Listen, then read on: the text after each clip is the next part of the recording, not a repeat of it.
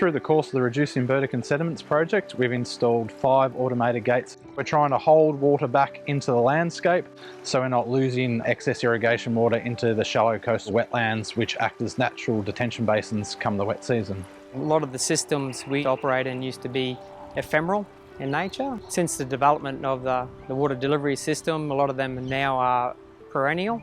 We're investing in this water infrastructure to actually improve the water control within the area. Previously, we used manual drop board structures and typically weren't able to control them properly. Essentially, either delivering not enough water or in certain times too much water. So this new infrastructure will allow us to deliver exactly what we need. Some of the major benefits are to reduce the weed infestation within those areas and return those systems back to their more natural state.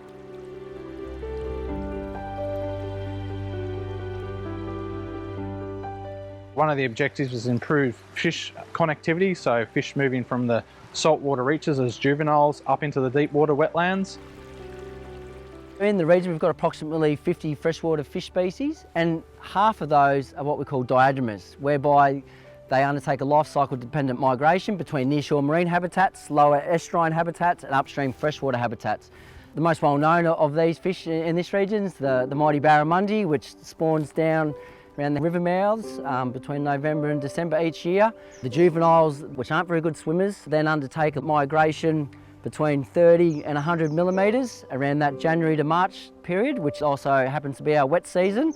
They then move up into these systems where they've got abundant habitat and refuge and food resources. They grow big, quickly.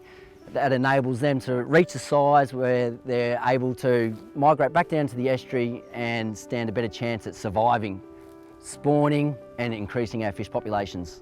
This rock ramp fishway allows the fish to swim up into slow moving pools, save their energy, and then swim up fast over these little ridges, rest, get their energy back, and then go back into the deeper water and keep moving upstream. If we just had the automated gate, the water will be running really fast and fish can't swim against that. This is in low flows. In a big flood, this would all get covered in water, but it's once the water drops back and goes into the slow flows is when the fish can move against the current.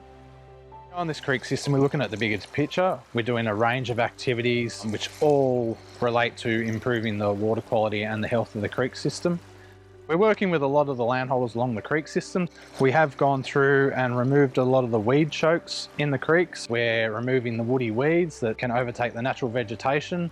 We're fencing off areas for seasonal grazing so we can remove the fuel loads of the exotic grasses. We're also installing fences and conducting aerial shooting to stop feral pigs from damaging the wetlands and cane crops. We want to use this creek system as a template to learn what we could do better and take it to other systems along the catchments. The partnership between Lower Burdekin Water and NQ Dry Tropics has demonstrated that both environmental outcomes and economic outcomes for the agricultural industry can go hand in hand.